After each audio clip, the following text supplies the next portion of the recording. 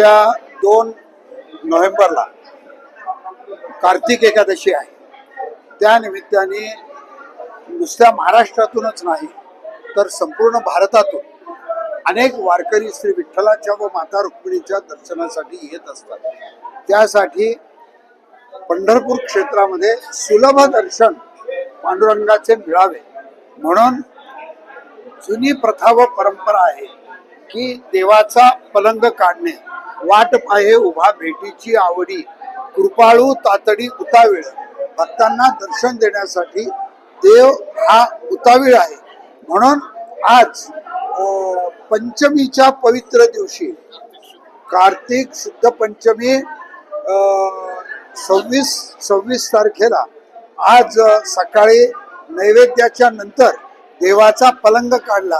पलंग काढणे म्हणजे देवाचे सर्व आजपासून राजोपचार हे बंद होतात पण नित्योपचार हे चालू होतात.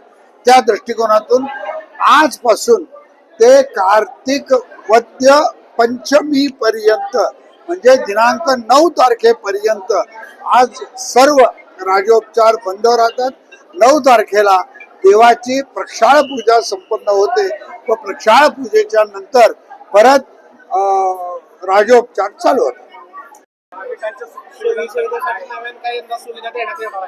हो, कार्तिक वारीला आणि आषाढी वारीला प्रचंड गर्दी झाली.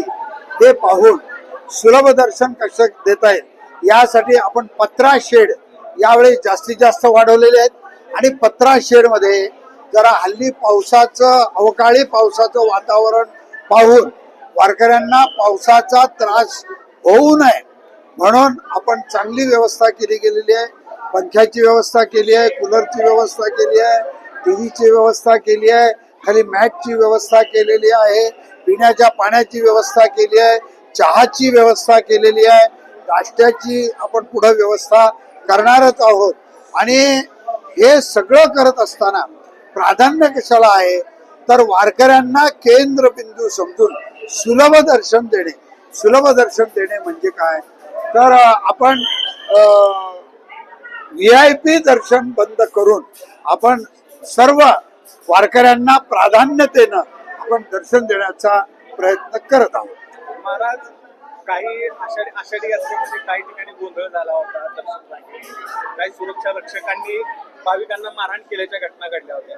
तसा काय प्रकार घडू नये म्हणून काही विशेष हो, मंदिर समितीने यासाठी संपूर्ण खबरदारी घेतलेली आहे. आपण 2-4 महिन्याचा सगळा जो अनुभव पाहिला तर यावेळेस निश्चितपणे ती गडबड आणि गोंधळ होणार नाही याची मंदिर समितीने दक्षता घेतली.